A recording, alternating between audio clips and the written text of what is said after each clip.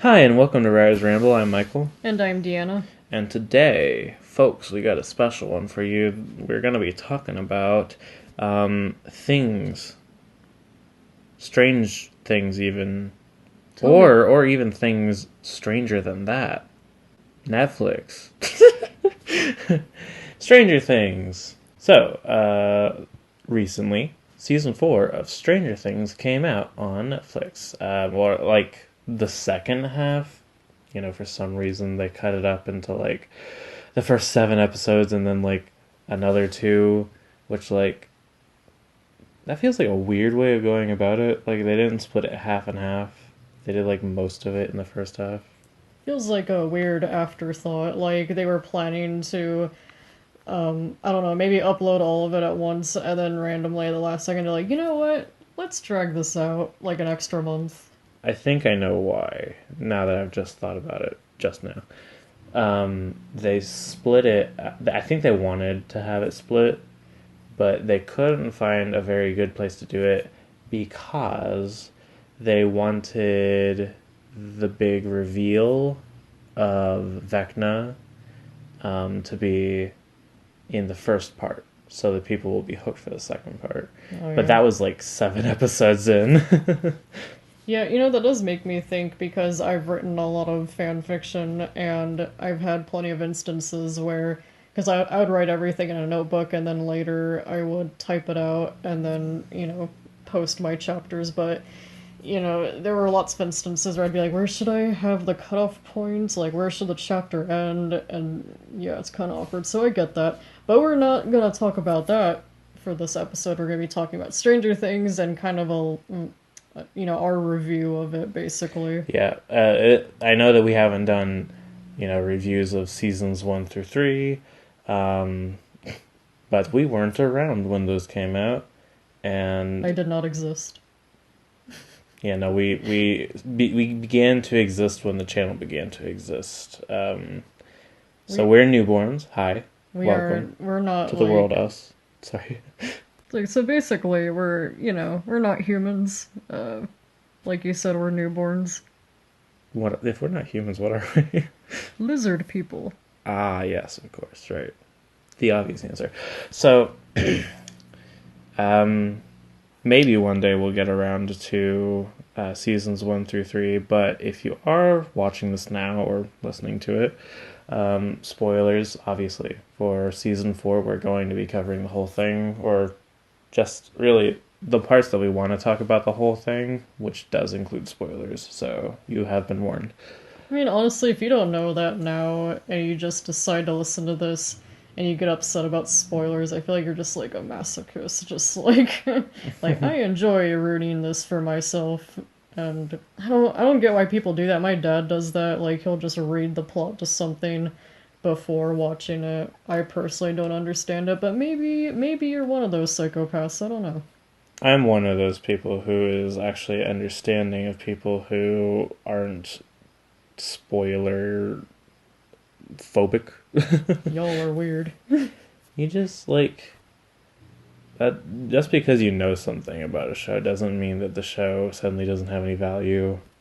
But I digress. So, Stranger Things season 4. Where to start? There's a lot that happened. I mean, Eddie dies. And that's been the podcast. I mean, that was pretty bad. I actually got a video from my mom of my little sister crying. Literally sobbing, bawling her eyes out. And her fiance was making fun of her, but she really took that one hard. Didn't he call him a murderer? She was like, no. Oh yeah, everyone was calling Eddie a murderer because they thought that he was the leader of a cult in the TV show. But as the viewer, you would obviously know that he did no such thing. But she got really upset when she heard that. So yeah, if you, for whatever reason, started Stranger Things on season 4, why would you do that? Nothing's gonna be very meaningful for you. Yeah, honestly. Who are these people? If you, for whatever strange reason, wanted to start on season 4, you would be unaware, and if you're not paying the closest of attention, you might not realize this is a tradition at this point. In season 1, there was Barb, who was killed like 3 episodes in. Oh, you're talking about how with each season there's always a new character that dies. Yeah, there was Barb. In season 2, there was Bob. In season 3, there was Alexi. And in season 4, guess what? We got Eddie. I kind of, sort of half hoped that they wouldn't do it this time because they really fleshed him out, and honestly, he was a pretty good character. His stupid character arc killed him, though. I'm not gonna run this time. Well, I guess you're gonna die then. He literally very easily could have lived. I mean, you could argue that if he hadn't been a distraction, then like those demon bats could have like flown back into, regular Yeah, I think that's reality. I think that was like the point, sort of. I feel like they could have emphasized that a bit more, especially considering, a main character died. I feel like he could have, at the very least, I don't think he said this to Dustin, but like, when he decided to like cut down their like little makeshift rope thing, he could have been like, no, I have to do this or else they'll, get back to our world or whatever. But instead, he just like ran off, like no explanation, and it was like, dude, you can literally follow Dustin and you'll be out of there. But Well, no, he had to be a hero. he said something about like not running, I think. I get that, but like, Well, like that was his explanation. yeah, but it's like, I don't know, it just felt unnecessary. Like, the whole time it was happening, I was like, no, no, what are you doing? um, well, like assuming that Nancy and Steve and Robin would have been eaten by the bats had Eddie not done that, then like it makes a lot more sense. Um, if he had provided a better explanation, though, maybe Dustin wouldn't have broken his freaking ankle or something. I don't know what happened to him. He's like limping at the end. Sprain. Something. And then, how do you feel about the bad guy in this season? I feel like he's one of the better ones. Vecna slash Henry slash one. Yeah. Which also, like, real quick, just to touch on this, that was like the craziest plot twist ever. Not ever, but like it was really ambitious because I don't think I can't think of many other things that were like dual plot twists with the same character. You know what I mean? I do want to say, like, as we were watching it, when we still knew one as just Henry and it hadn't been revealed that it was one, like, the entire time he was helping Eleven, I felt like there was something, like, insincere about it. Like, I felt like there was some hidden motive of his, and I wasn't sure. Like, I figured there was a reasoning why he was helping her, not just to be good. I feel like it had something to do with, like, the way he, even though he had a soft expression when he was looking at her, it just felt weirdly cold and kind of distant, like fake. I don't know how to explain it. I could just like feel something was off, and I think I even mentioned that to you at one point. I was like, I think there's something else going on here, but I did guess. I know at one point I guessed that he was one. It was like shortly before they actually revealed that, so I felt smart about that. But then they also revealed that he was Vecna, and I was like, oh, I did not anticipate that actually, but Yeah, like even if you were to get one of the plot twists, like chances are you're not going to necessarily get the other one as well, because like it was all at once, where like it was sort of like in a really quick succession of like shots where it showed like Vecna, and then one, and then Henry, and like it sort of like pieced it together over the next couple of like shots, and like as you're sitting there, you're like, oh.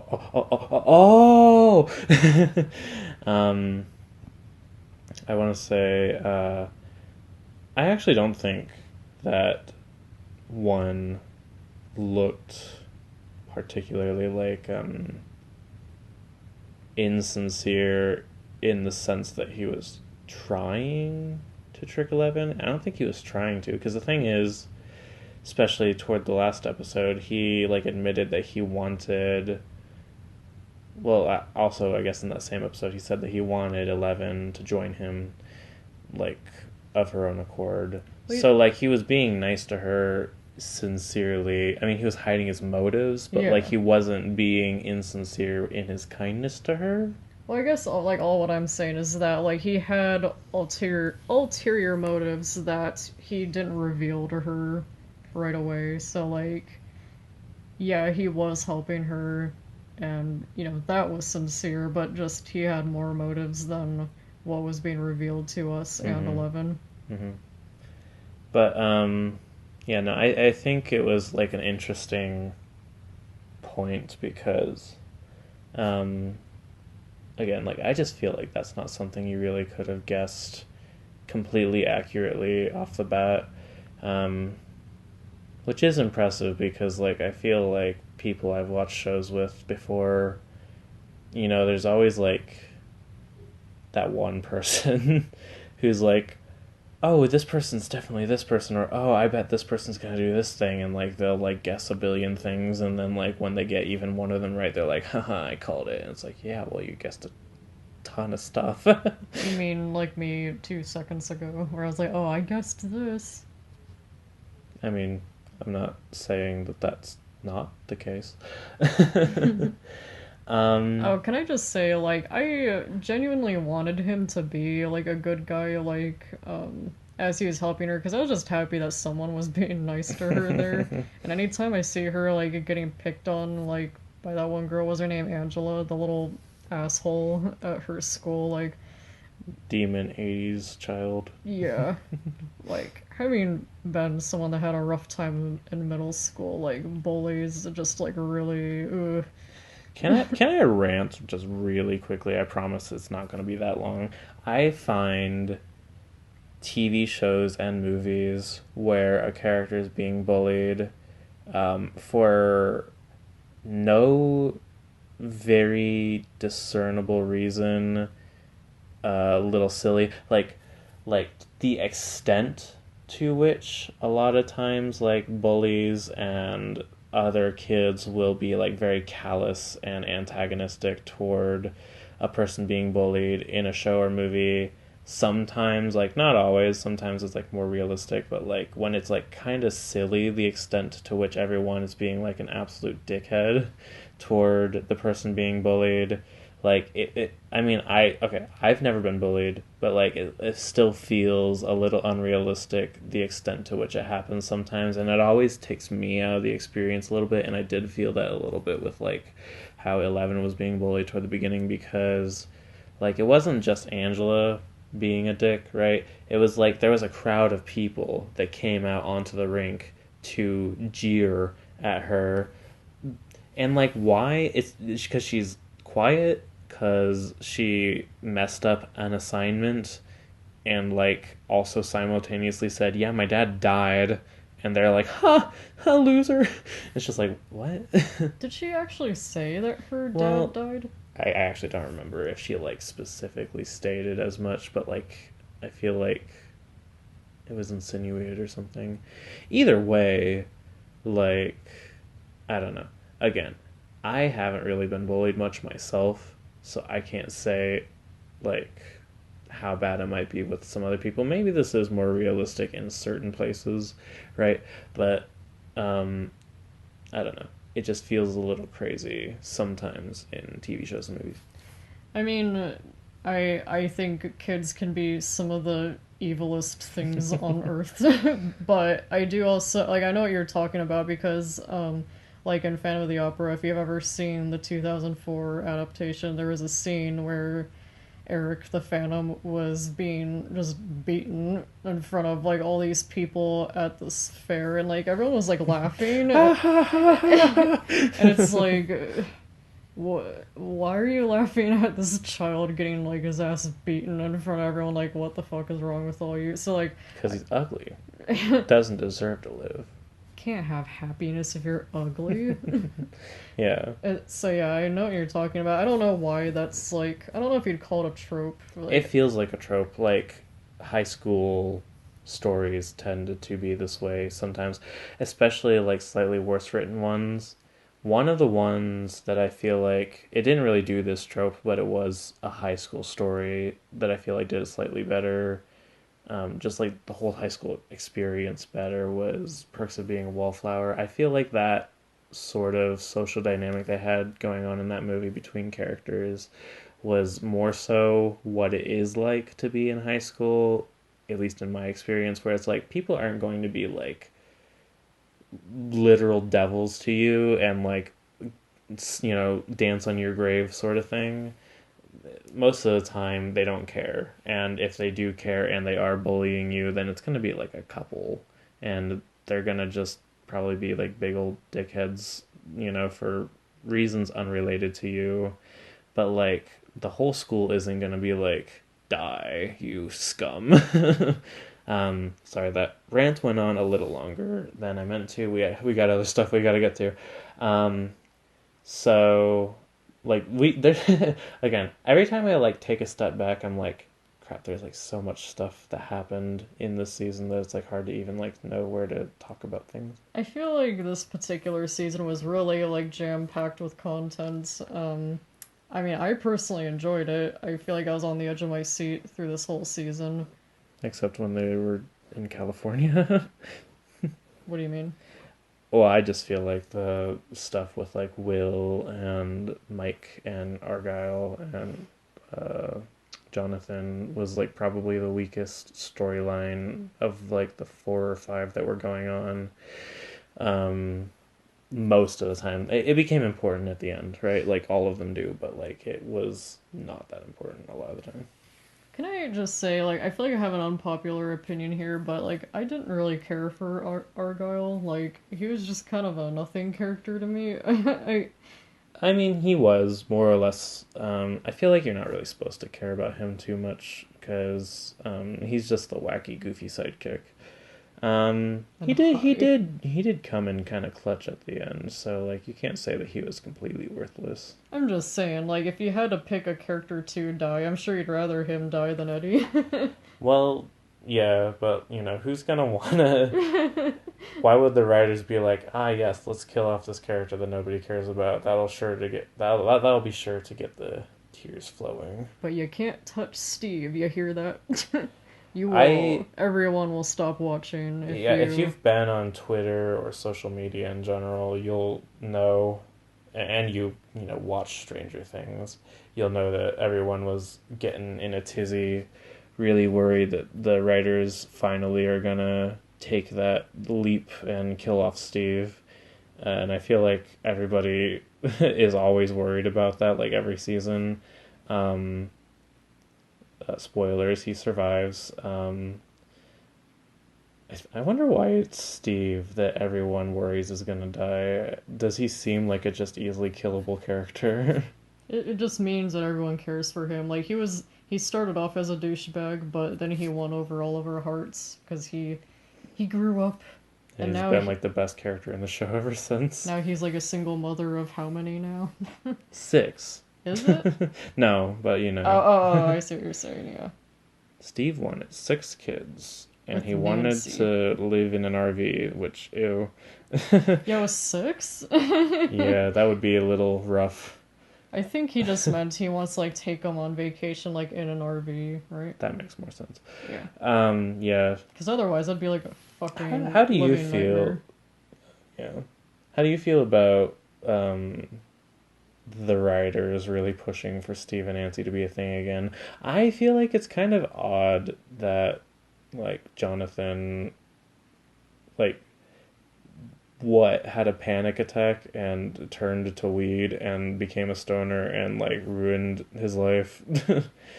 I'm not saying weed ruins your life necessarily, but like in the show, like he's like given up on college and stuff, so like he's kind of in a downhill sort of momentum at the moment. I had a lot of mixed feelings because when they first got together, I was really shipping them, and I liked the whole scene that they had. Was this season 2 or I think it was season two. Yeah, it was season two with Murray because that's when he was introduced, and he basically told them to share the bed and this You're talking about Nancy and Jonathan right now. yeah. Yeah, okay. Yeah. Just making sure because it sounded like we were talking about Steve and. No, I'm talking about Nancy and Jonathan in this Okay. case, but I wasn't expecting to ship them, but then I ended up doing that in season two, and then the rest of the time I thought they were really cute together, and then I was just disappointed with what they did with their relationship in season four, and Jonathan was just kind of shying away from Nancy, and I felt like they were just not communicating, which is really disappointing considering everything else that they've been through. Mm-hmm. And so, by the end of it, I kind of couldn't help but like not even really care about them anymore because I felt like their relationship just kind of randomly died. And so by the end, I was kind of like, well, Steve's my boy. Just get back with Steve. I do think if you're kind of looking at it from a writing perspective, especially when you consider sort of Steve's admission that he still cared about Nancy, and I think it was the last episode. Um, it seems to make sense. He's grown up. He um, he admitted as much, and with her and Jonathan sort of like getting more separated emotionally, um, and him having no luck with any other ladies, um, Robin is not an option. Yeah, the only girl in his life, and she's off limits. Yeah, it makes sense, like from a writing perspective, like these two would work.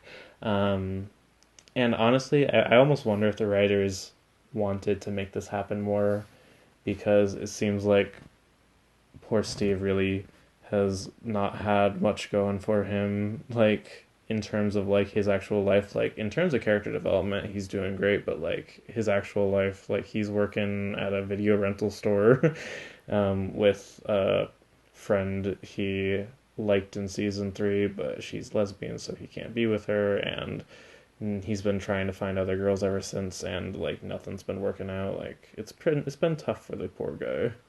I imagine like in between, you know, all the crazy stuff that happens in each season, behind the scenes, just when he's living his normal life, probably working full time over the summers, I imagine his life probably feels like really boring in comparison. It's like, man, I'm used to, you know, I don't know, everything else, like with the Demogorgons and.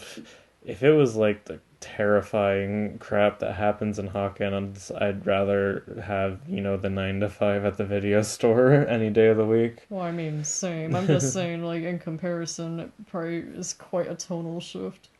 Oh yeah, sure, yeah. And then he has to become mom again. But yeah, I kind of want Steve and Nancy to be a thing again.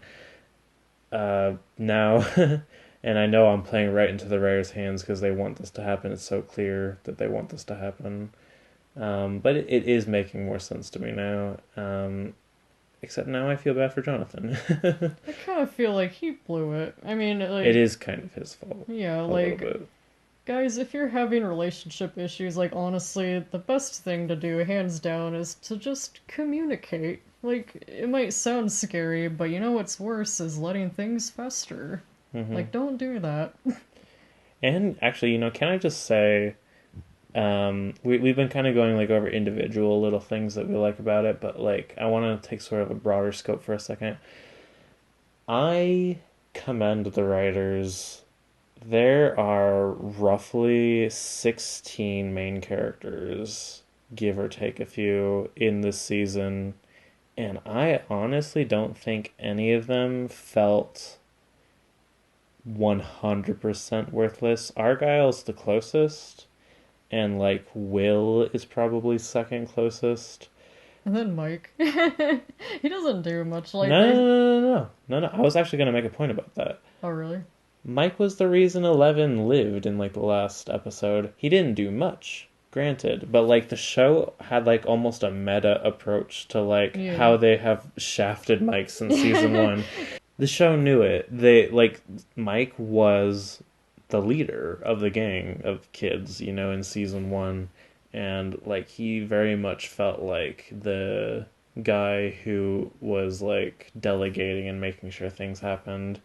Whereas like the closest thing they have now is like maybe Dustin, which isn't like a bad alternative. Don't get me wrong, but like ever since the end of season one, Mike has basically been Elle's boyfriend, and that's like it.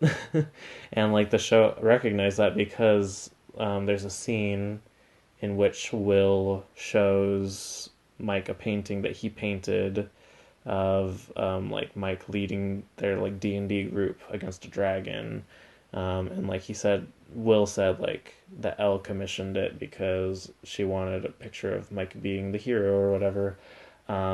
And like that sort of was the catalyst for later in that episode or maybe the next episode. They're really long episodes and they kind of blended together for me. So it was later on. Um, Mike had to be, as Will called it, the heart of the group, the I guess motivation, sort of moral support, so that Elle could have the power to stop Vecna. So like he did end up being important in his own way, and I'm hoping in season five he can sort of like uh, build upon that because I would honestly like to see him take more of the role that he did in the first season because it really has been downhill for his character ever since. And sort of same thing with Will. In the first season, Will was like the main character if you think about it because like he was the one that everyone was trying to find. He was stuck in the upside down. Everyone was like freaking out like chickens with their heads cut off trying to find him. Joyce was having a mental breakdown. Um, and by the end of the season he got out safe, everyone was happy. And then like season two he was pretty important too, but like ever since then he's kind of just been like I'm stuck in my like I want to play D&D and I don't want to grow up sort of Neverland feelings.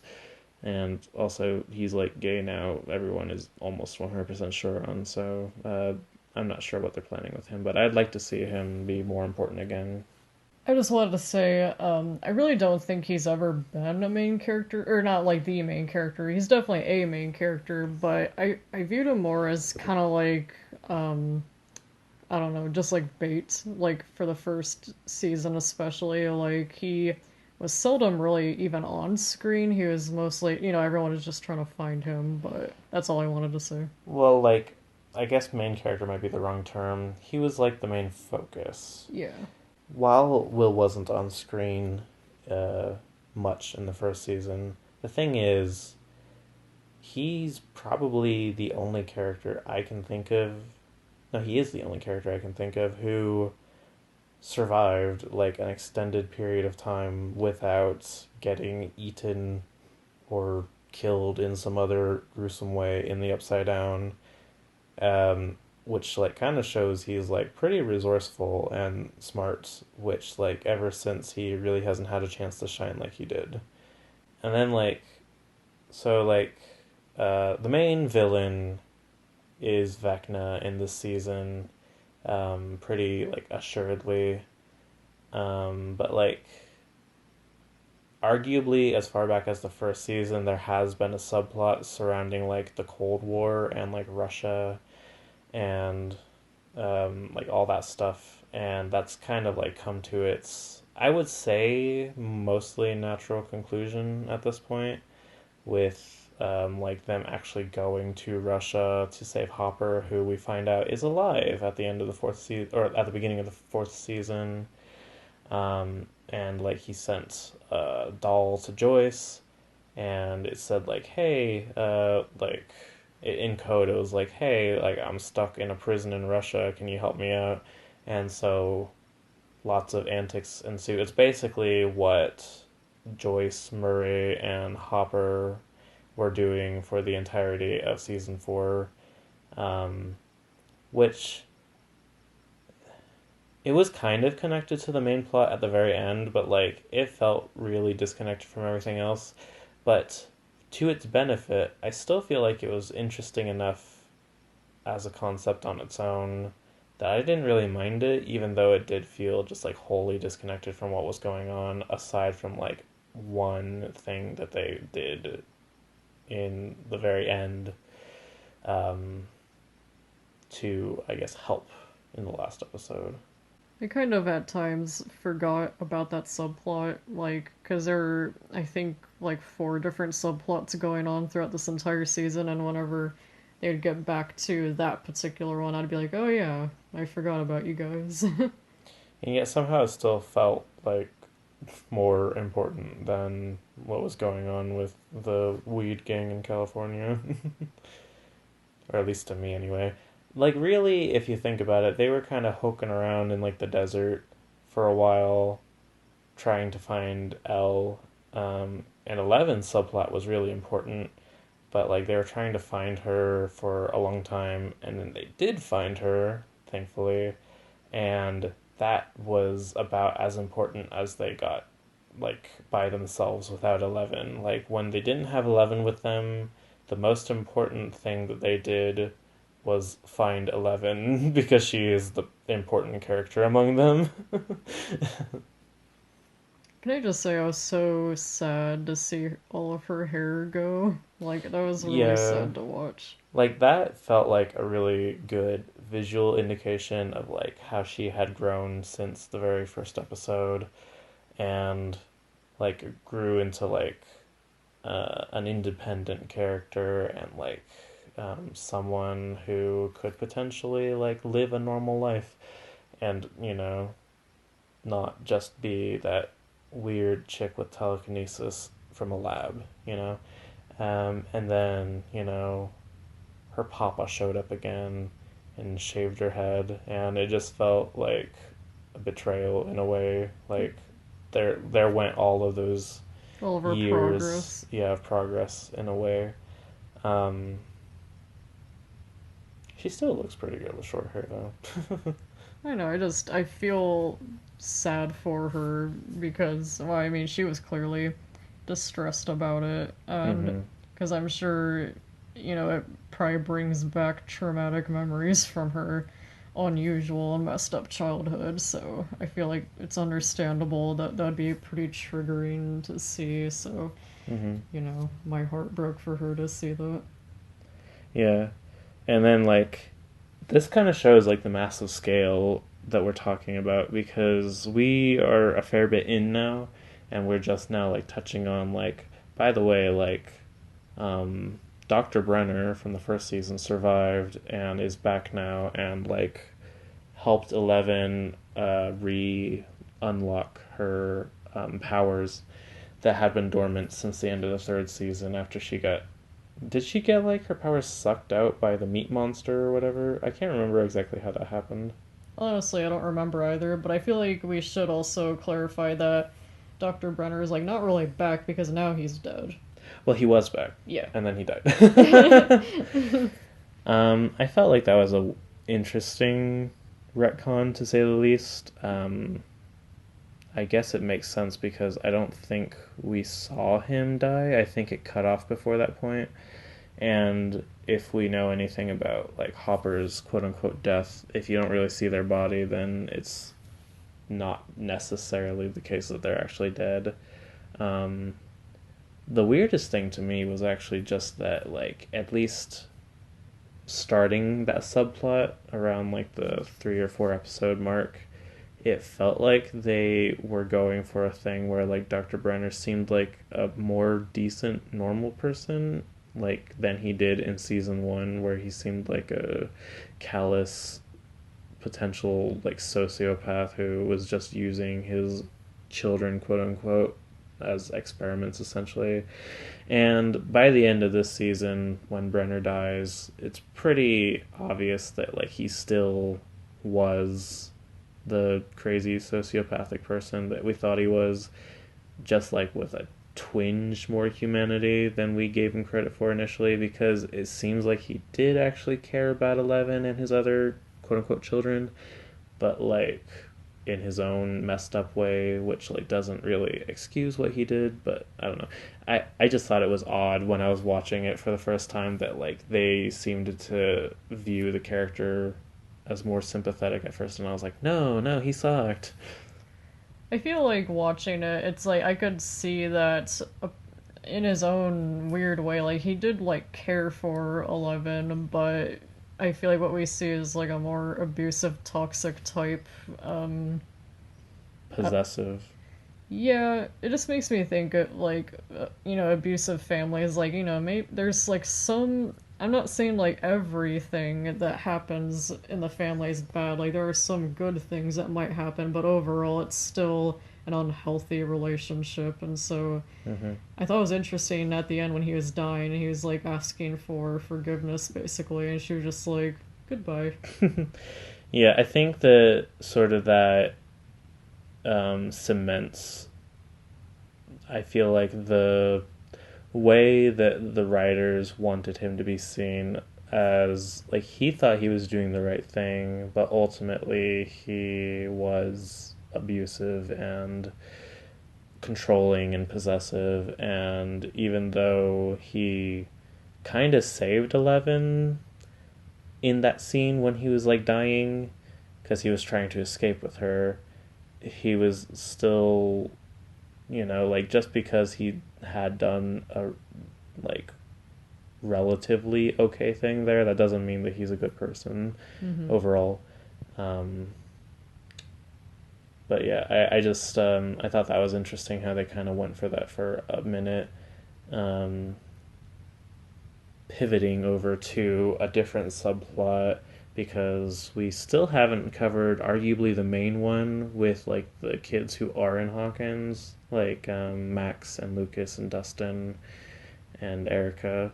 And Like, the scene that everyone is talking about. yeah, that's like probably the biggest thing that like even if you haven't watched the show, you probably have seen stuff about um, Max getting Vecna'd, as I like to call it, and like listening to a relatively obscure song from the 80s that became like a number one chart topper now, which is kind of nuts. I bet Kate Bush is really enjoying the fact that she allowed her music to be used. Um, but yeah, I think that they really like did good by Max this season. I felt like I liked Max before this, and now like I really don't want to see her dead, which arguably she might be.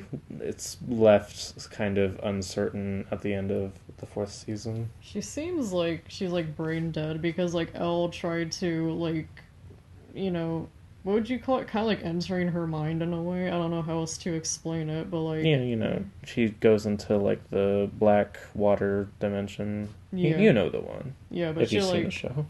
But she like couldn't find Max at all, and like to me that looks as if Max is like she's alive but brain dead. At least that's how I interpreted it. But I wouldn't be surprised if like season 5 they somehow are able to like wake her up or something. I'm not sure See, though. that's what like okay, I have a very hyper specific thing that I think they're gonna do. So like, um, she has a special connection to Vecna because she was one of the four sacrifices he needed to open the earthquake into Hawkins, right? Um, and he was able to do that, and then like it kind of got undone by 11 bringing her back to life. But now she's kind of like in a transitive state where we don't really know if she's quite alive or dead. She's definitely in a coma. I mean, her heart's beating, but we don't know if she's still in there. And I think it's going to be kind of a thing where they're going to have to like mentally fight for her to take her body back in season 5. And I think it's going to be a thing where Vecna maybe tries to possess her or something. It just kind of seems like they left a lot of ambiguity on that point so that could be sort of one of the bigger struggles that they have to deal with, at least maybe just in the beginning of season 5. I don't know if it'll be like a whole thing throughout the whole season, but that's where I feel like they've left it for now personally. Frankly, I just feel like there's no way they're gonna just let her die at this point. They've gone back and forth on her getting marked by Vecna and then almost taken and then survived and then almost taken again because she chose to be bait, and then was like microseconds away from being fully taken. And then she did die, and then she was brought back, and it's like if you're gonna do all of this, are you really just gonna have the character die at the end of it? I know it's possible, but it doesn't feel likely to me. I guess we'll find out in season 5. I do want to mention, though, the scene of her when she was first trying to escape from Vecna. Like, that scene was just, like, beautiful. Like, I loved that scene, and, Oh like, yeah. it made me, like, tear up. I was having a hard time, like, not crying. I don't know. It was like, I liked the collage that they had with all of her good memories, and, like, Mm-hmm. her finding things to, like, hold on to, and I just really liked that message. And I think overall the way how Vecna works is interesting. How he's like targeting people that have trauma. I thought that was a really Yeah. interesting take that they went with. Yeah, like the whole theme of the season's like guilt, and like all the characters have their own things that they feel guilty about, and Vecna's kind of using it against them. Um, Oh, I feel like if there's one thing I would say about Vecna that feels kind of weak is like I don't understand his motivations that well. He seems like he's just a psychopath who I guess because he can read minds and stuff, he decided that just everyone else is unworthy and he should be the supreme being in all of existence, which, like, I guess that works, but it feels like if you think about it for too long, it falls a little flat.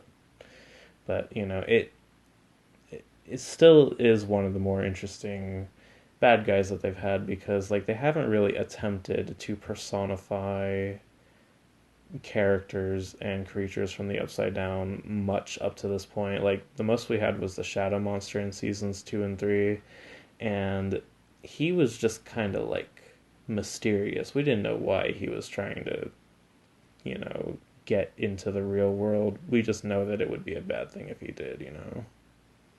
And then we learned in this season that was basically just Vecna too, because he's the cause behind everything. yeah.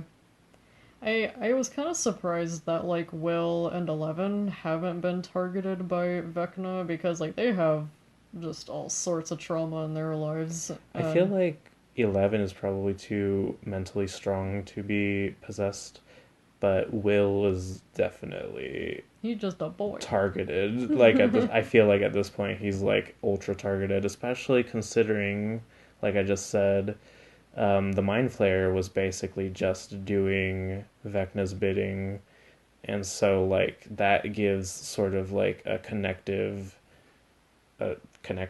I guess, to Vecna from Will, like Will to Shadow Monster to Vecna. They're all sort of the same thing. So, it's like a hive mind, and it's all been controlled by Vecna this whole time, I guess. So, I just wanted to say, like, I feel like the writers decided to kind of like leave Will alone and not have him be like targeted because the beginning of the show in season 1 and 2, and yeah, and 3.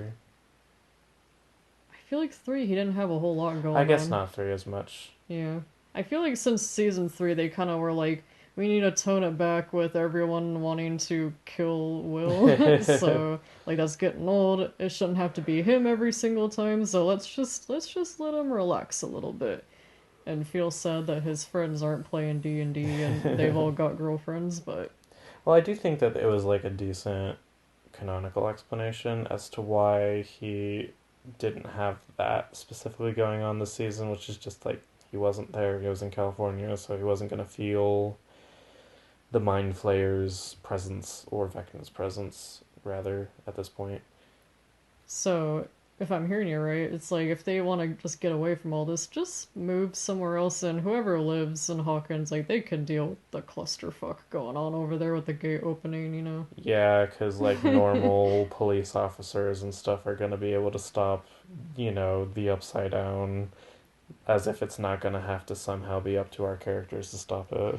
That's their problem. Like when you shut like the refrigerator door and you hear something fall, and you're like, you know what? That's the next person's problem. If everyone had that mind, like the world would be destroyed. You know that, No, right? I know. Okay. just seems like an easy way to just, temporarily avoid it. It's kind of like sweeping like dust under the rug. It's kind of like we're not gonna think about that right now. It'll take a while before he realizes that I'm in Alaska. I don't know. We're gonna leave the Vecna in Hawkins, and we're gonna go on a nice cruise in the Caribbean. Yeah, Yeah, it'll be fine. and then maybe go to Japan afterwards, and And anywhere farthest from Hawkins. mm-hmm. Um, so like, yeah, that sort of whole Vecna thing was what the characters in Hawkins was dealing with the most. There was like a whole bunch of people that he targeted, and one of them included Max, and they figured out in like the last episode that like he had four victims he was going to kill, and their deaths each opened a gate to the Upside Down, and that would cause an earthquake that converged into the center of town. And I'm just going to assume at the beginning of season 5 that like a bajillion demogorgons and bats and dogs and maybe even like a mind flayer are just gonna come and like absolutely destroy the town, because like I can't imagine why that wouldn't happen at this point, because like the very last shot of the fourth season was just like all the main characters watching as the Upside Down basically bled heavily into like their world through the newly reopened earthquake thing gate thing. Fun. Yeah. Um, Can I just say, something that was driving me crazy was what was the jock's name? He oh, was Jason. oh Jason. Yeah. Jason was the absolute most unlikable prick in the whole season somehow. And like, okay, like clearly, right? Clearly he really loved Chrissy. That's sweet. And that Yeah. is sweet, but it turned him into an absolute Idiot. moron, yeah, psychopathic, vengeful moron. And like, you know, like the intention was like that he called Eddie and the Hellfire Club a cult when like his team of basketball players was acting like a way crazier cult than they ever did, because they were literally just playing D&D. Yeah. Well, I mean, that's what was driving me crazy and everyone else. It's like, it's sweet that he wanted to basically avenge his girlfriend's death. He's way more faithful than like most teenage boys in high school with their girlfriends, but Mm-hmm. I feel like as an audience, it's so frustrating when this entire thing is basically a misunderstanding. Like, it could be cleared up, and I feel like no one really truly sat them down and, like, fully I explained. mean, Lucas tried, but he was Yeah. not listening. Yeah, no, I feel like he didn't. I don't know. It wasn't, like, explained properly or something. I feel like someone should have been like, dude, it's a fucking. D&D I'm is a little, like, fantasy game, okay? oh, you mean that? Like well, if in order to get him to not be hostile, they would have to explain that the people who did die were killed by Vecna, and Lucas tried to explain that part, and you know how hard that would be to explain. No, I know, but like ultimately they could basically be like, we have no idea what happened here. Like you can't just be like, oh, you play D&D, you must have possessed her. Like that's like even crazier sounding. It's like you could just say like, you my guy are insane. Like Well, I think it is kind of funny because it sounds totally insane the way they were acting, but like the whole panic about D&D was a real thing that happened back in the day. Like there was really? no, yeah, there was genuinely a lot of like small towns in America, and like worried parents who didn't want their kids playing D&D because they thought it was like a satanic thing. You know what this reminds me of is like back in the day, like Victorian era, where they're like, oh, this young lady reads too many novels. We need to lock her up. She can read words? what's She with has a brain? what's with people just losing their mind over? Lobotomize her. Sorry, I thought it was a good.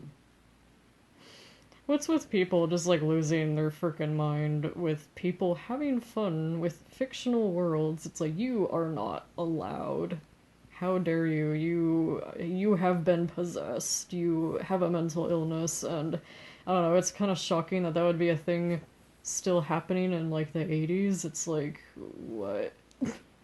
Well, that just sort of speaks to a deeper truth about humans and change in the sense that we are all afraid of change, and I mean some of us more than others, but um, just throughout all of history, new things. There's always been valid and invalid concerns about what it would and wouldn't do to people. So, um, this is just like the '80s version of that with D&D, and then a couple decades later, it was like, oh, those video games, they're so violent, they're gonna cause school shootings. So it's always been a thing. It's always gonna be a thing. At this point, we should just accept that some people are gonna go wild, and then 5 months later, when the outrage has died down and people realize that it's actually not that big a deal, it's gonna just like slowly die down, and no one's gonna think about it again.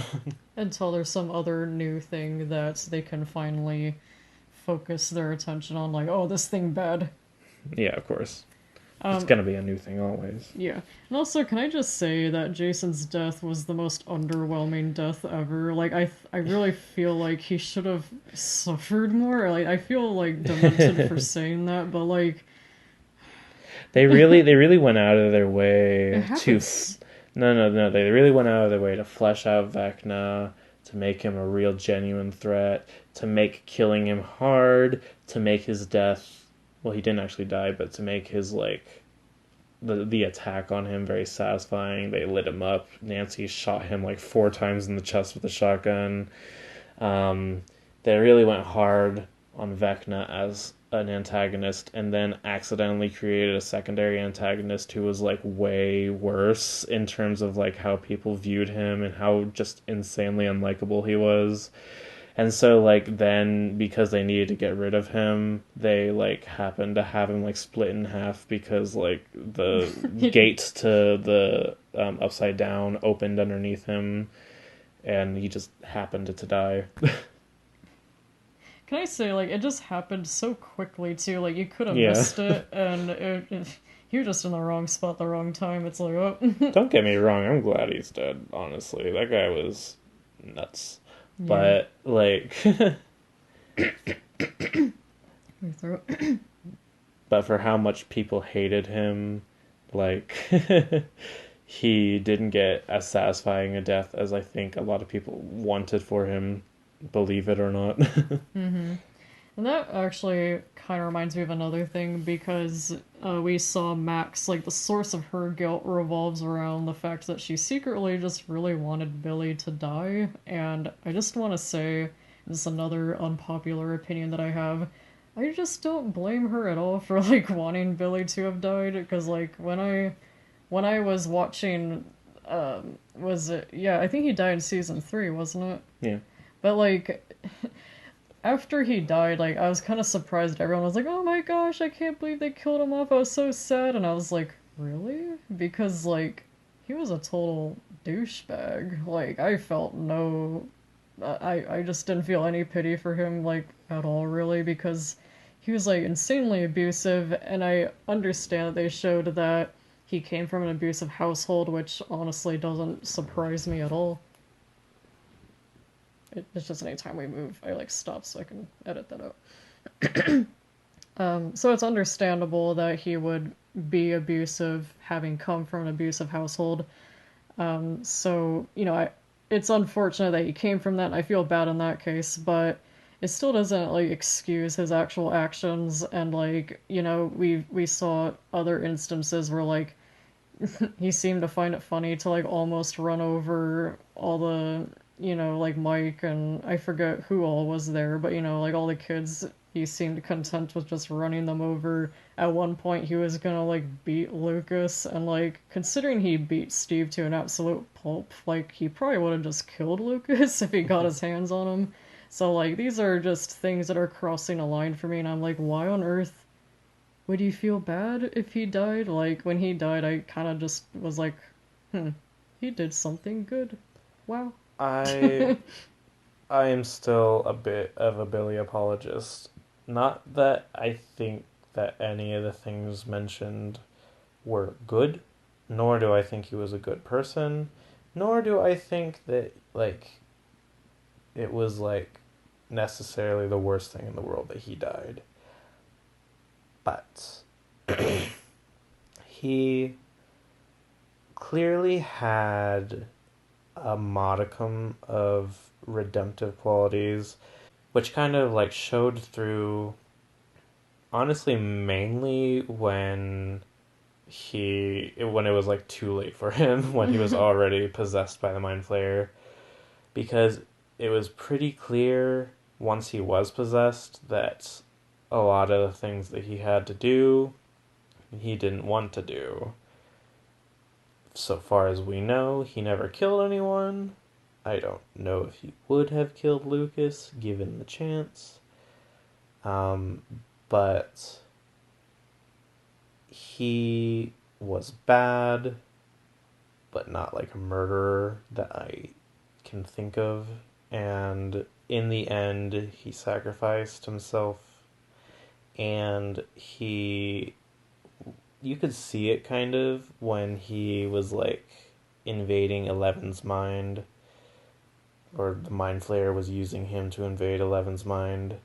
He was crying. He didn't want to do any of this stuff. And so in a weird, ironic way, the fact that he wasn't in control of his own actions kind of showed that a lot of there's certain things that he wouldn't have done himself and he didn't want to do. Does this make him a good person? No. Does it mean that all of a sudden all of his actions were justified when he sacrificed himself? No. But there was more to him than met the eye kind of in season 2, and I guess I appreciate that, even if that doesn't necessarily excuse anything. I guess like whenever we saw him like emotional, like I mostly saw it as like him just being scared. The way I took it is like he had a bigger, like he couldn't be the bigger bully. There was something else that that was bullying him, basically possessing him. Like you can't fight against that. And so he was powerless, and I think that really scared him, and it kind of forced him to suddenly feel quite apologetic about a lot of things because he wanted help and he was scared. Which at that point, I don't fucking care anymore because I'm like, you suck, dude. Like, I don't feel bad for you. Like, die. Well, I mean, that's certainly one way of interpreting it, which is, just as valid as anything else. Leave your comments below as to what you thought of Billy. Do you think that he had more going on under the surface, or do you think he was a bully and just didn't like being possessed? But anyway, I think that that's most of the subplots. Were there any others that we missed? Because there was a lot. Yeah, there was a lot of content to cover. When we're done, I'd be like, oh shit, we forgot to talk about this. I mean, there was a whole thing about Victor Creel, whose son ended up being Vecna, that we didn't really cover at all, and we didn't really explain why. Don't worry about that. And we didn't really explain why. Dude, are you okay? Yeah. You're just staring out what's going on? I was looking, it says 5%. Yeah, it is at 5%. We didn't really explain who one was, who was also Henry Creel, who was also Vecna, or why he ended up in the Upside Down, or like why 11 thought that she had killed all the other test subject children, but that ended up being one, or like how she caused him to go to the upside down or anything like that. Like all of that stuff happened and it was a big deal at the time, but like then there was like even bigger things that happened and we wanted to cover that, and it's just like we don't have time to cover everything. You should really watch season 4 if you haven't already. I don't know why you'd click on this if you hadn't seen the season or really anything. Like if you are this far and you haven't watched it, why? I don't understand it all. But anyway, we covered probably like the things that interested us most, some interesting things we thought about the writing, and let's just end it real quick on what did you think of the season overall? I mean, I thought it was pretty good. Probably one of their better seasons. I feel like it feels quite different from the first season when you look back at how it originally started. I feel like season one was like more simplistic, and Mm-hmm. they have so many characters now that have grown to be main characters that I really can't be anymore. Mm-hmm. But I did enjoy season four more than I thought I was going to, actually. Yeah. I'd say that it's as good as or better than season 1, which is like kind of the de facto best season for a lot of people. And of course, like you said, in a very different way. Season 1 was more self-contained, more simplistic, and it really just had like a very specific thing going on that worked really well, whereas this is like trying to cover a lot of ground, again because of how many characters there are and because of how many subplots there are, and they're trying to give everything a satisfactory you know, I wouldn't say conclusion because this isn't the final season, but like sort of trying to wrap everything up leading into the 5th season so that they can probably take, I'd say, more of a concentrated attack on the Upside Down and Vecna, and you know, probably save the world, if I had to guess. Um, but yeah, no, I think it was really good. Definitely better than 2. Definitely better than 3. It felt like, in a way, the writing was trying to go back to its roots, just focusing on the characters and what's going on with them, while simultaneously trying to deal with way more.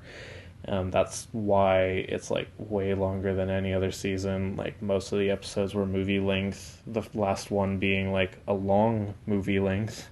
Um, but yeah, no, it might be my favorite. It's hard to tell so early on, but it might be. Um, what was I gonna say? I kind of wished, because just of how good it was, that it was the last one. But if season 5 is on a similar level of quality, then I'll be happy. I just hope that that comes sooner rather than later, because the kids are like 20 now. Yeah, they're not even like kids anymore. Yeah, It's no. crazy. Real quick, I just wanted to mention, like, I saw like a poster of like all the individual like main characters, you know, kind of like prepping for season four, getting everyone hyped up. And I saw one for, is it Nancy and Will's mom, Karen? Isn't that her name? Oh, yeah. Yeah, they had a poster for No, her. Mike's mom, not Will. Did I say Will? Yeah. Oh, well, I meant Mike. I don't Yeah. know why I said Will.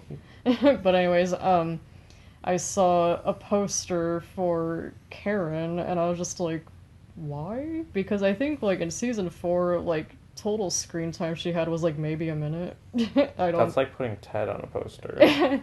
And Ted has had one line this whole season, Yeah. and probably one line for every season, honestly. Sleeps in the recliner. Yeah. Um, but yeah, sorry, I know this is like an extra long episode. If that's what you like about it, then cool, you got more content. If not, You probably clicked off anyways. So. you probably clicked off anyways. It was a lot to get through, so we did our best. And yeah, go check out Stranger Things so that you can wait 5 years for the next season. Join us next time when we talk about probably the Umbrella Academy, because, you know, amongst all this hype about Stranger Things, Umbrella Academy did come out with season 3. Yeah, like only a couple days prior. I hope it got the views that it deserves because Stranger Things could very easily swallow it. Yeah, it's kind of like anytime a Marvel movie comes out, like all the other movies in theaters, forget about it. Yeah, They're not gonna get any views. It's just unfortunately. yeah. But anyway, I've been Michael, And I've been Deanna. and this has been Writer's Ramble. Woo!